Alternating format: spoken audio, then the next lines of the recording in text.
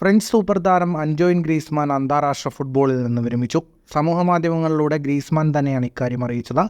എൻ്റെ ജീവിതത്തിലെ ആശ്ചര്യകരമായ അധ്യായത്തിന് ഇവിടെ അവസാനം കുറിക്കുന്നു. എല്ലാ ഓർമ്മകൾക്കും നന്ദി, ഗ്രീസ്മാൻ കുറിച്ചു. 137 മത്സരങ്ങളിലാണ് 33-കാരനായ താരം ഫ്രഞ്ച് ജേഴ്സിയിൽ കളത്തിലിറങ്ങിയത്. 44 ഗോളുകളും 38 അസിസ്റ്റും ഫ്രാൻസ് ജേഴ്സിയിൽ താരം സ്വന്തമാക്കി.